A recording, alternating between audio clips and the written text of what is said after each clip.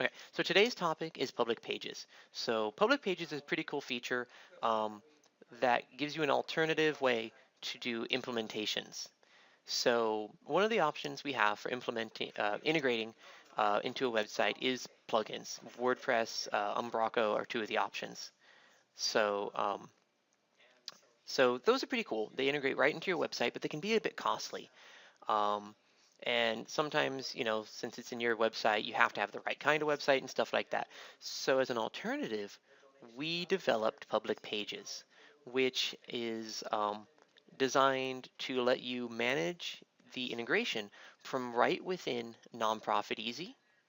It becomes a monthly cost instead of a much larger single cost. So instead of a couple $1,000s, depending on how fancy you want to get, you can just spend, $50 if you want a month, on a monthly basis.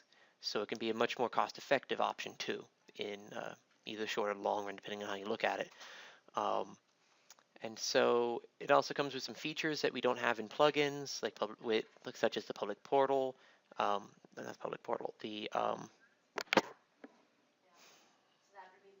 public profile. Excuse me, which is an add-on you can get for integrations. Um, but um, but the main benefit is that is the cost and the fact that you can design it and work with it right from within Nonprofit Easy. So it doesn't take any special knowledge of HTML or anything like that. You just get a link that you link to from your website. So let's start by talking about how to turn on public pages. So I don't think my demo has the correct page for this, but I'll go ahead and show you it. But what you would do is you would go to Settings, Account Information, and you're going to have, okay, we do have it. There's two things you'll need to do. So actually the first thing you'll need to do is go to Payment Gateway Settings, and sign up for Bluefin. So the Bluefin Gateway Processor is a requirement for public pages. So you start the Bluefin process that takes about a week, and when you start getting close to the end of the process, you'll come into Account Information, go down to Pages, and turn on the options you want. And so we have a couple of options.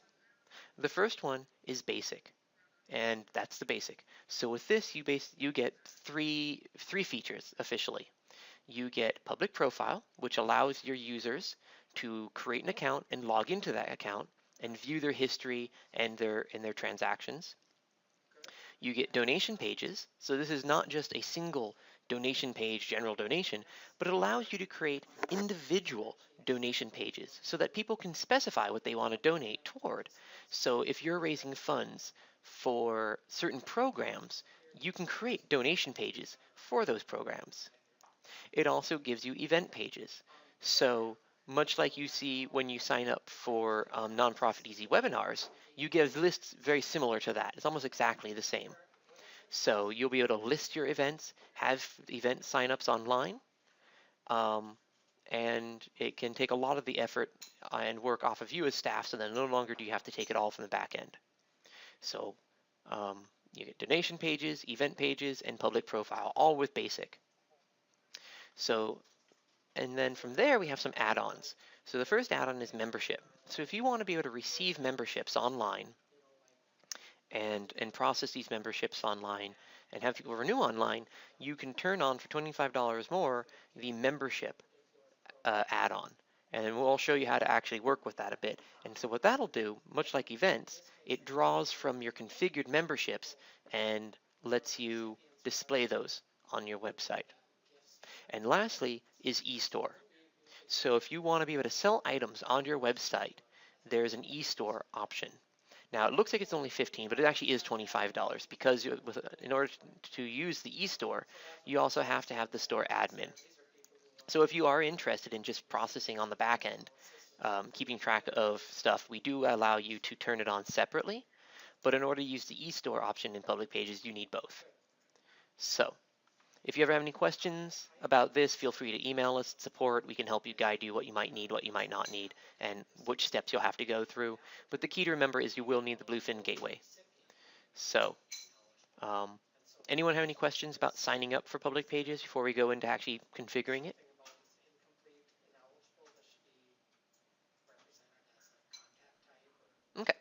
Eric. Yeah. Deborah Howdy, howdy. from Series.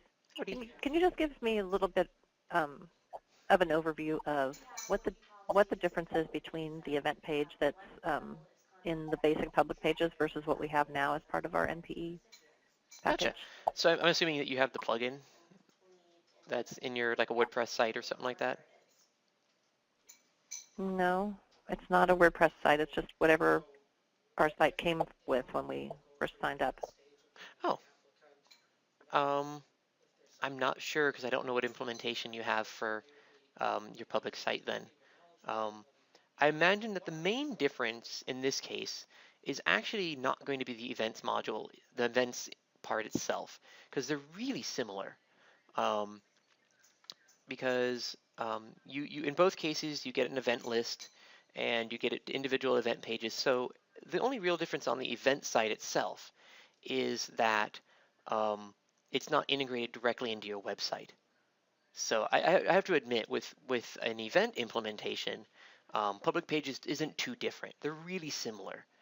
The real difference comes in with the stuff that kind of goes around it, specifically with the public profile, the ability for people to create an account so that when they sign up for an event, the system knows who they are, and when they assign attendees, they can say that, okay, first attendee is me, second attendee is my brother, and it will pull from the relationships in Nonprofit Easy so that you can help prevent duplication and confusion so that the system knows who's attending. Because sometimes people, if you don't have public profile in events, because that's not part of it by default, it's an add-on. People will put their email for their children, and then suddenly they're their own child, and they're signing up themselves for a child's class, things like that. So that's really the benefit of public pages for events, is that you get built in the login, which lets you differentiate who's who, um, and they can maintain their account and see their history.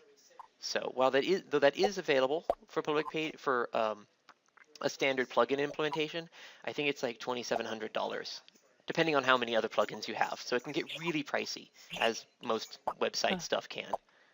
So did that answer your question, or is that a little too vague? I think it sort of answers it. Okay. Yeah. Unfortunately, if I knew more about your particular implementation, I might be able to specify more. Because it's possible maybe you have an older implementation I'm just not familiar with. We were one of the first people to sign up. Yeah, so you may have one of the older ones. We tend to update them, so you will get updates and stuff. So if you're I don't know, I'd have to check your website and take a look, but I suspect that it's the differences are those I described, mostly the public profile. Yeah, no problem. Thank you. Anytime. Okay, so let's actually dive in a bit. So now that you've turned it on, after you log out and back in, you will have under Other Stuff a Pages option. So let's go ahead and go there. Other Stuff, Pages. And this is where we start turning stuff on and start working with it. So our first step is, what you see here will vary depending on what you have turned on. So if you did not sign up for membership, you will not have this membership option. And if you did not sign up for eStore, you won't have a store option under Pages. And so we're going to touch on eStore at the end. But let's start with the actual Pages options. So the first thing you'll do when you turn on your public pages is configure the look and feel, because you're going to want to make it look, you want to make it look your own. So we're going to go to configure look and feel, and we're going to, tinker with how it looks. So this is what somebody else did in our demo system. Why didn't it load all the way? Oh, okay. So they didn't do too much with it. They did some images and stuff. So, let me actually reset it to the default. Okay, so I meant to do this earlier. Reset default. Okay, so by default, this is what it's going to look like, and you won't have a logo. So, first thing you want to do is pick your template. So we're going to go to select temp. Yes. Okay. So let me back up for you, Deborah. Let's go back to the dashboard. So let's go back to the dashboard. So what I did was I clicked on Configure, Look, and Feel from the dashboard for public pages, and this brought me to the screen where I get to configure the look and feel. So as mentioned, our first step is going to be selecting a template. So over here on the left, we have 3 templates at this time. We're creating more as we go that you pick from. So default is currently what you see. We also have a light, which if that's, I always get that one in dark confused, but I think I'm actually fond of the light. So that's light. I think it's dark that I personally like. And here's dark. So it's a bit darker, but those are terrible colors. Probably because I didn't fully reset everything. So, depending on which template you want, you go ahead and pick that template.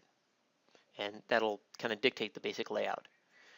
Once you've picked the template you like, our next step is to actually configure the colors. So I'm going to go ahead and reset the colors because I didn't save it after I'd reset it previously. So here's the default colors. But we can modify these. So we can change the header background image, which is this up here. We can change the header color. So I can do some atrocious pink if I wanted to. I can change the background position and how it repeats and location and all that. So right now the background image is just these stripes, probably transparent. I could change that to just about anything I wanted to. So once we work with our header, then we go on to the body. So that's what we see here. So right now we don't have anything really to look at. So let me go to the events page and configure from there the colors so that we can kind of have a bit more sense of what changes what. I appear to have a bit of an echo, although I'm uncertain as to where it's coming from. Okay, okay, so this will give us a better sense of what colors are going to do. So, we can change the header with shade 1. We can change, that's the background here with shade 2.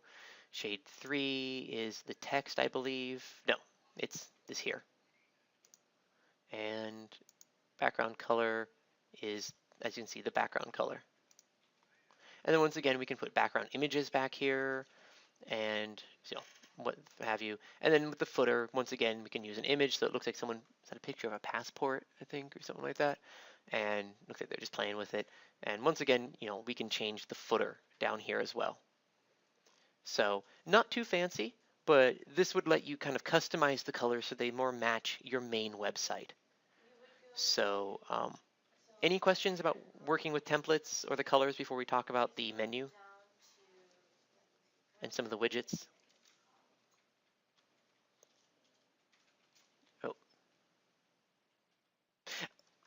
Oh, my video capture. Oh, yeah, Todd, you're right. Todd's pointing out that my recording is not going to capture much of this, and that's true. I realized that after the fact, but I don't feel like trying to change the size because I'll have to reset the save. So just be what it is. And then from here, once we've edited our colors, we can save our changes, and they actually take effect. If we want to reset them, we can do the reset to default option. So from here, once it saves, okay, what was it? Okay, there's the colors I did. We can change our logo. So we could change out this CASA logo for, I should have one on my desktop for Nonprofit Easy, for example. And just insert that. So fake path, what?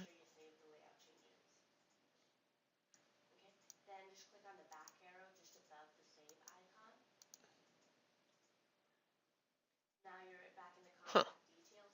That's odd. I'm going to look into that. Oh, there we go. My demo system and screen shares don't play with each other sometimes. So we can put any logos in.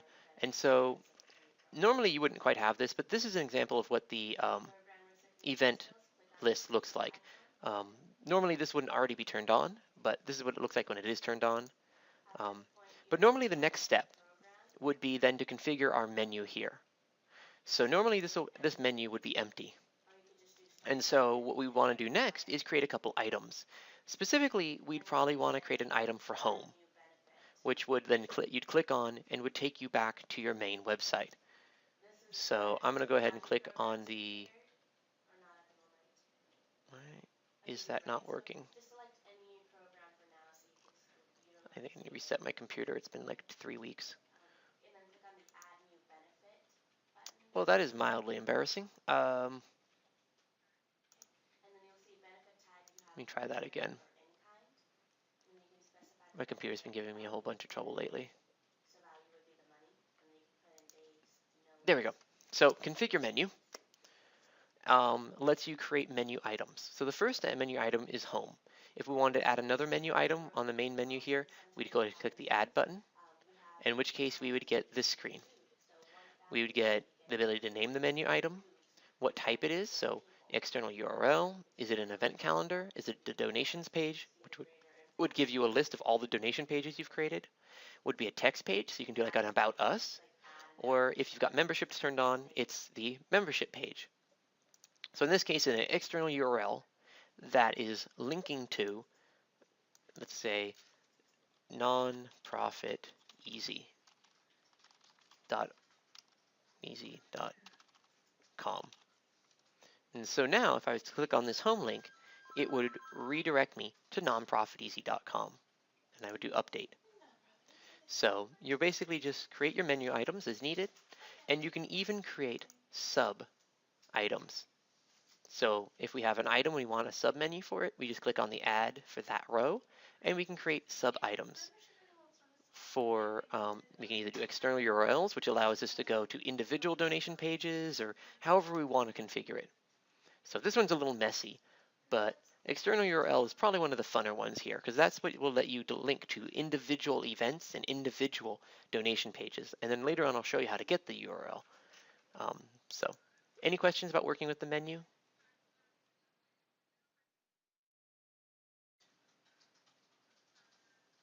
Okay, so if you have yours would probably start out a lot simpler, like I said. You wouldn't start with a Donate Now button, and you wouldn't have a Shop Online button. So this is a result of having the eStore turned on. So this would go to a public store, and this is as a result of creating a general donation page, which we're going to do next. So now that we've done the look and feel, I know mine looks terrible, but we ignore that. I always make mine look terrible. I think I enjoy it. We can go ahead and start using it. So our first step is we're going to want to create some donation pages, and then we can go back to our menu and link to them individually. So we're going to go to navigate to donation pages. Or we could have gone back to the dashboard and gone from there. So what we have here, what you would normally have is a blank screen. So our first step would be to create a general donation page. And so once this is created, we would then have that Donate Now button. So if I go ahead and do this, create general donation page, it will let me give the page a name. So general donations, for example. And then we get to select from a donation bucket or a donation name, which has been configured under Donation Management Configure and has been set for public site. So it's important that before you work with your public pages, that you're familiar with donations, events, and memberships as appropriate, because those are going to be where some of the basic, the pre-configuration will be done. So today I'm only focusing on, how to actually do the public pages part.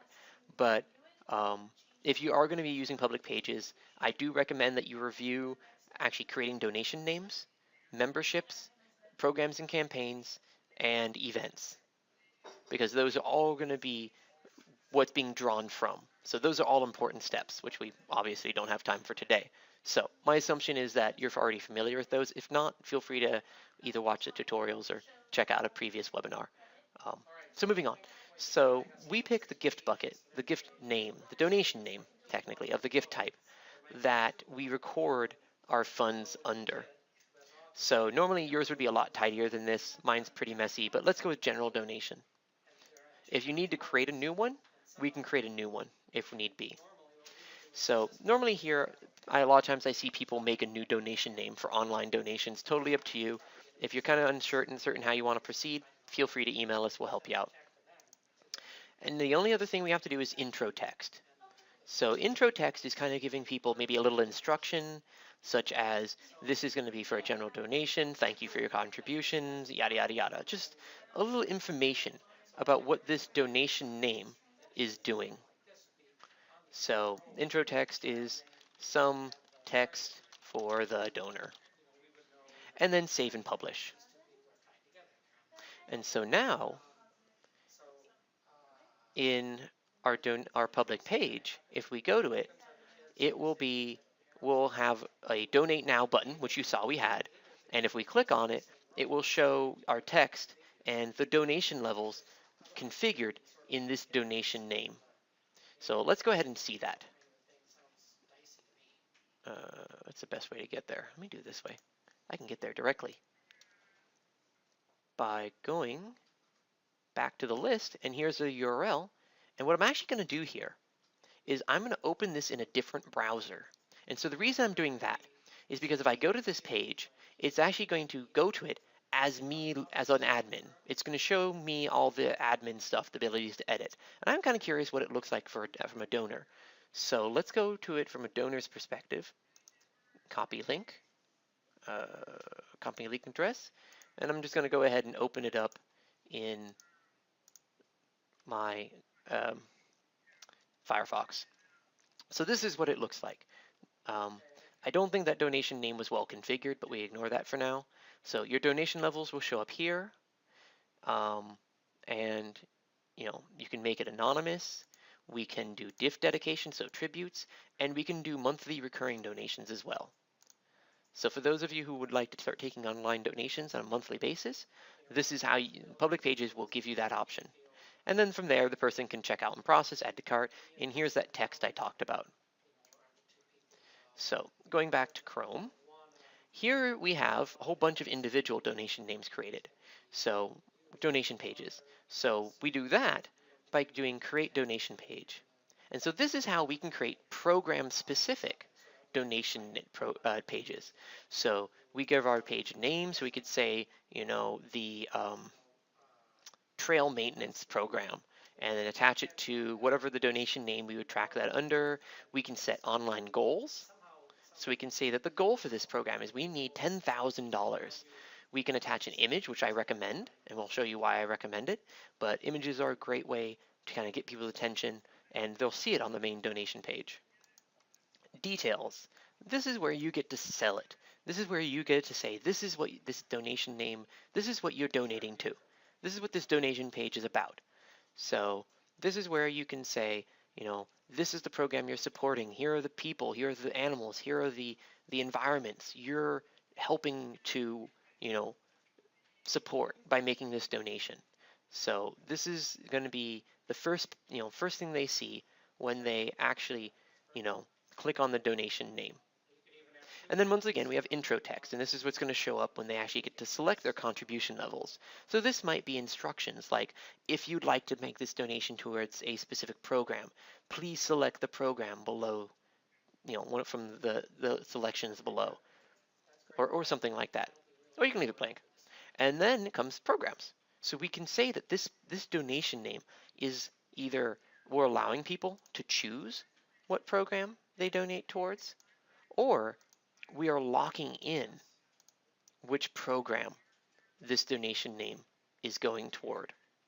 So you only see programs listed here if in their configuration it is display on public site and active for donors. So once again, like I said, configuration beforehand of programs and donations and stuff like that, donation names, is going to be important. But as you can see, you can make it so that a donation page will funnel all your donations into a specific program. So that's pretty cool. So I'm not going to bother creating this donation page. I've got enough of them.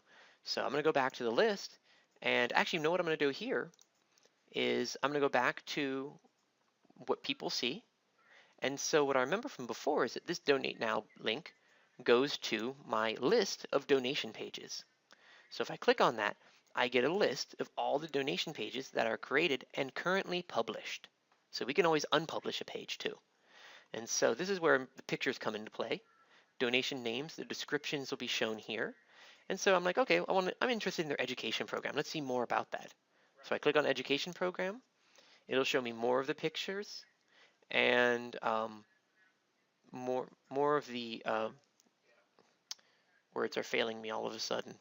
The donation description will be shown here again as well. And then if I go, yeah, I want to donate to this, I hit the donate button, get the intro, and can pick my levels and so on and so forth again. So that's the donation pages in a nutshell. And this URL up here, which you can see it, but you can't see it in the video, will be unique for this donation name. So you can always directly link to this donation page. So if you want to use this on your main website or put it up on Facebook or something, then you can link to it and it will always go to this page. So any question about donation pages?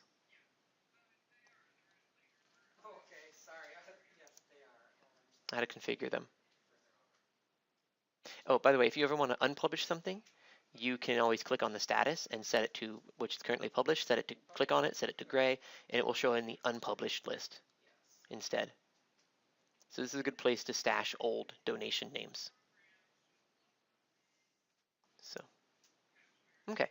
So if there's no questions about donation pages, then let's move on to events and membership, which is actually almost entirely handled in those modules. So there's very little you need to do from a public pages standpoint for those. All you need to do is go to other stuff pages and go ahead and for events, switch it to on. So you click on it, switch it to on. And all your events that are displayed for public site in your event module will be automatically put on your events calendar. And all you have to do is make sure that you have a menu item linking to that event calendar. That's all you need to do. And going forward, if you want to link to specific events, when you're working on those events in the event module, you'll now have a public pages URL displayed in the event. So if I go to events, event list, and I'm going to pick an event at random, workshop test, that should work. You will have, once it loads, it should be here. Oh, this is a recurring event, isn't it? It is. Bad example. I wanted a single time event. Single event. Where is a non-recurring event? Here's a non-recurring event. Let's do that one instead. That one will give me a URL because it won't change. And here's my URL. Otherwise, you just go to your event calendar and pull up the individual URLs for the individual dates. So that's basically events in a nutshell. Most of the event for public pages is handled in the event module, and all you have to do is turn it on and make a link. Honestly, the membership is going to be the same exact deal. So you'll go to other stuff pages, membership, assuming you have the membership add-on, and turn it to on. And then all your configured memberships will end up in a membership page. So if we go here, do we have, oh, it doesn't look like anybody made an option. So what we need to do is create a menu option. Did I see? No, that wasn't. So I'd have to create a menu option for membership. So let's go ahead and do that. I'm going to edit this and online shop, about us, events, classes. Let's erase that one, add a new one, call it membership, memberships, especially if I could type memberships, link it to the memberships, and insert and close. So now, if I go back to Chrome, how did I get here? Refresh. We now have a memberships page, which will show up as any memberships which have been set for display on public site. which I have no idea if the demo system has it. Okay, good, they do. And this will show you things that are basically configured in the membership. So levels, types of memberships, validities, descriptions, and benefits. So all the well, we have a lot, yeah, we do. All your memberships that you've configured in Nonprofit Easy will be shown on this page, and then someone can, go ahead and sign up or gift it to somebody else or renew it if they have logged into their account and they're up for renewal.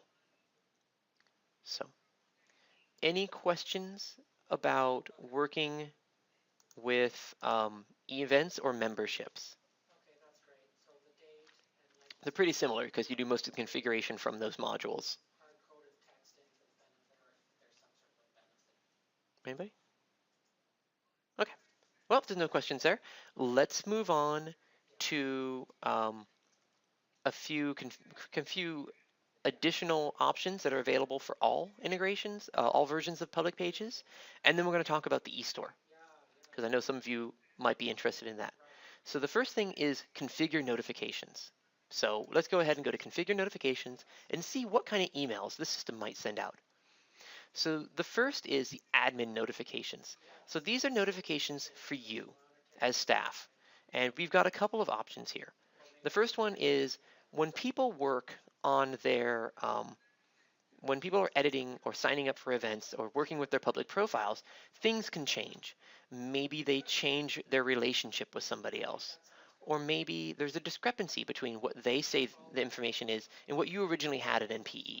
If you want to receive emails about those discrepancies and changes so that you can kind of oversee and make sure everything's tidy, you can set yourself to get those emails and then set your email address in here. Not a lot of people have been using that, but it is available. If you want multiple people to receive them emails, then just put a comma between the emails, no spaces. Activity logs is a new one. This is so that if someone fails to log in, so if someone's having login problems, you can receive an email. So if someone logs in, fails to log in once, you probably don't care. If they fail multiple times, maybe you want to contact them, provide a little customer support, as it were. Same with sign-up failures. If someone's failing to sign up, instead of letting them become frustrated and go away, you will actually know that someone was having problems with sign-up, so you may want to contact them, especially if there's someone you know. Same with, sign up successful. So you know who's been signed up. So if someone says, I signed up, I think, you can go, yes, I see an email that says that you signed up. So chances are in your Outlook you'll want to, or your email client, you probably want to have a folder to redirect all these into. Last one is payment failure. If someone has problem paying, you might want to know about it. And so once again, you can set up a notification of that failure. So these we added so that you know what's happening on your site. So instead of it being, well, I set it up, I have no idea what happens when someone contacts me, you can actually get emails notifying you of what's going on your website. And lastly is the contact activity. And so this one is useful if you want to know when people sign up, make donations, memberships, things like that. Maybe your accountant wants to get something that they can check against, or your membership coordinator, what have you. So on cart checkout, and enter anybody email who wants to be able to see those. Now, mind you, this email will tell you about all transactions that are in a cart checkout. So it won't differentiate between a donation and a membership sign up. But you might want to know when people actually do a checkout, especially in conjunction with payment failure. So if you're doing payment failure, you probably want this on so that if you see that failure, oh, success, they did get it to work, I shouldn't contact them. Or if you see a lot of failures without a success, then you might want to contact the person, depending on the level of support you want to offer your constituents and users. So that's, the basic notifications for you. There's one option for notifications to the donor. Now they're automatically going to get, chart on checkout, and signups and emails like that, which can be configured in email notifications. Where I always lose track of that. Email notification. Configuration email notification. And the basic template's nothing fancy. Thank you for signing up. Please verify your account. Thank you for your transaction. Here's the details. Things like that. So you probably don't actually need to even mess with those. You might mess with them to put in your logo, but beyond that, I probably would leave the templates be, but totally up to you. But there is an option for donation acknowledgement. So normally, if a donation comes in online, it will end up like all donations under communication, donation acknowledgement, where you can build, you can customize what letter you send them. But if you want the system to handle online acknowledgement for you, then we can go to this donation acknowledgement tab and create one template letter that will go to all online donors, taking the responsibility off you, but it is less personable. So while it's a fully automated acknowledgement, you will lose some of the customization that you would normally get in the donation acknowledgement process. So it's kind of that trade-off between automation and manual. So donation acknowledgement is kind of that line between automated and manual, because you still have to pick which ones you acknowledge, you pick your letters, you make your templates, but then the system handles a lot for you. This is full automation. So you say what you want to call your template. I don't actually know why we call that. We don't have multiple templates for this, but I think maybe we had something in mind for later. Your sender name, so your organization name. Sender email. If someone hits reply, where does it go to? Email subject, thank you for donating. And then, you make your template. So as with normal donation acknowledgement, we do have placeholders. They're not as fancy, but you do have donation details, which is going to be everything about the donation. Now, my only comment here is it is a table. You do not have donation date, donation amount, and donation program, all the separate fields. And the reason we do this is because you may have noticed that we can have multiple donation pages. So someone could go to donation pages for your education program and say, make a donation, add to cart. And then they can go and sign up for a membership. And then they can go down and like, well, I want to support their exhibitions. So it goes to exhibitions page, signs up for, enters the donation for an exhibition, add to cart. Then they can go and sign up for an event. They sign up for their event.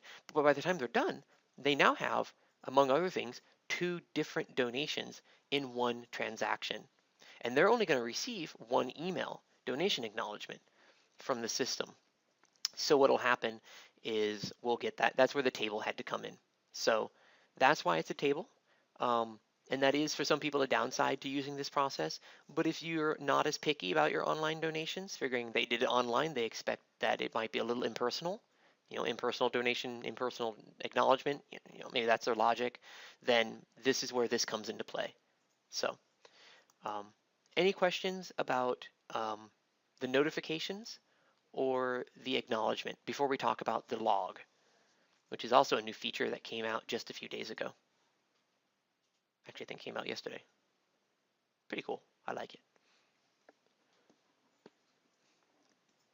Okay, so let's go ahead and go back to other stuff, pages. We're going to talk about the notification log that we can look at. So as you saw, we have many notification emails we can receive, but maybe you don't like receiving emails. You just like to look at a log every now and again. So what we can do is from the dashboard, go to View Log, and we can examine what's going on our website. So in the activity log, we can things like login failures, successes, things like that. So we have a handful of activities we can look at. Login failed, sign up success, payment failed. All the things we can receive as emails, we can also just go through here and examine. So we might just on any given day, just like to skim, at the end of the day, did anybody have any trouble? So we can look, login failed, there was no success. So Taylor here failed to log in twice, but had no successful login. So maybe we might decide, hey, we should maybe contact them. So this is basically your error log.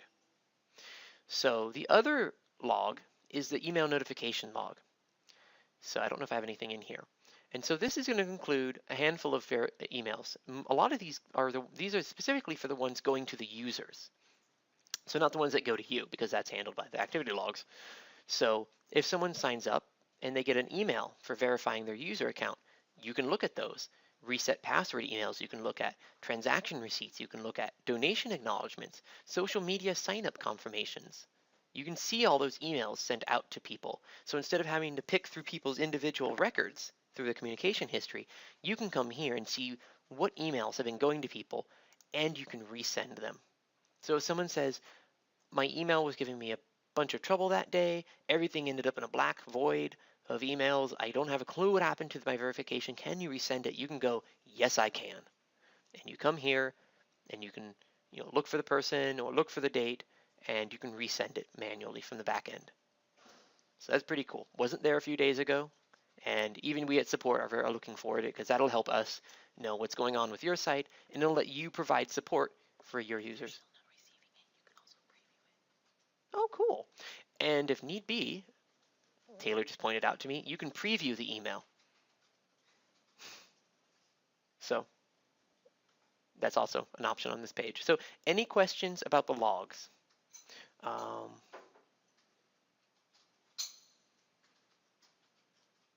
I don't see notification of donation received. So donation received. So you mean you as an organization received the donation, Deborah? Yes. Oh, okay. What happens when you receive So that the would donation? be, How do you know? so how you'll know, let me go back to the dashboard, is with that on cart checkout. So under configure notifications, on cart checkout. Although that will also include memberships and events and everything else, it will also include donations. So we don't have at this time a way to differentiate between the different transactions, although I do have a request in for that. If someone's interested in any But type you would, if you set it yourself up, you would receive a yeah. an email that would tell you when somebody checked out. So if I went to your okay. if I went to your public site and you had the setup to send you an email on checkout, and I paid for an event, you'd get an email of that event. If I sign up for a donation and an event, you'd get the result of that checkout. If I just did a donation, so yeah, any type of checkout, you'll get the cart. Thank you. Yeah, no problem. So that's an important one. A lot of people haven't been turning that on. So I want to make sure that everybody does know about this on cart checkout option. I highly recommend using it. So if you have public pages, turn this on. If you don't do anything else and you just set it up so your email client routes it into a folder, that's fine. But this will be a very handy tool for you. Otherwise, now that we have the log, you could use that instead. But I'm a big fan of actually getting an email so I can review them without having to log into anything. So, okay. So, so that's logs, that's notifications. So at this point, let's talk a little bit about the eStore. So at this point, we've talked about we've talked everything that's in the basic program package from public pages. We've talked about everything in the membership package. So let's talk about the eStore. So when you turn on the eStore in settings, there's nothing further you actually need to do within Pages. Your page will automatically have a shopping cart and a shop online button. And so they can click on that and go through your store. So this has all been set up for you. All you need to do is actually manage your store. And so that's actually done outside of Pages. So I guess technically we're outside of Pages, but Missy had asked me to toss it in, so we're doing it. And I was looking for a good place to cover it. So what we're going to actually do is go to Other Stuff, Store. And so we're going to go through this not too long. And we're going to talk a little bit about how you set this up. So the store is pretty cool. What you can do is, first things you can do is create categories of products. So some of the categories we have are books, and ignore admissions, videos, and ignore memberships because that's a bad example. But things like books, shirts, or clothing as a category with subcategories of shirts and stuff. So this is going to help you both with letting people search for certain things and a little bit of your inventory management so that you can kind of manage your merchandise. Next is, we'll come back to this, is product management. So configure product is your first step. This is where you actually say what your products are. So we go ahead and add a new product. We say its name, if it's got a SKU, so basically the barcode, the unit, which you can configure under settings. We haven't done that yet. Base price, MRP, market something price. I used to know that. Reorder level, stuff like this. So a lot of this is going to be used for your internal management. Is it active? Is it featured? Is it digital? specs, things like that. Which category does it belong to? Is it taxable? Are there shipping charges, which we haven't configured? Images, descriptions. So you basically just set up your product here. What is it selling for? Things that people want to know about it, its name, SKU, stuff to help you out. So once you've created some products, we're going to actually need to add inventory. So tell the system, yes, we have some. So as your products actually come in,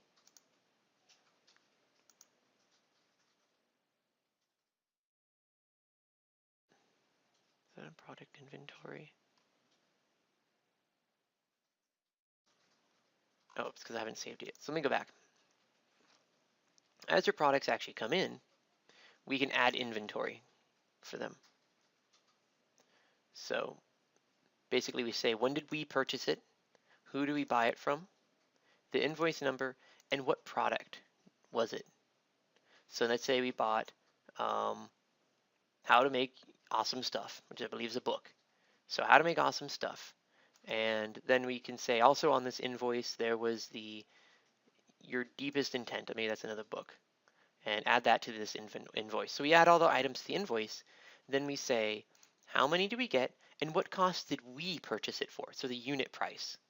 So when we create the item, we say what the customer purchases it for. And then under unit price, we say what we purchased it for.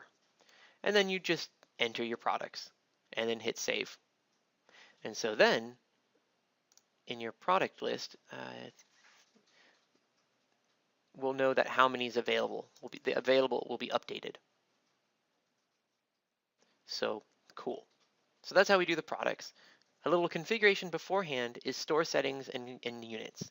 So under store settings, probably should have done that first, but oh well. We can set up our tax rate, whether or not we currently want to have our store on the public site.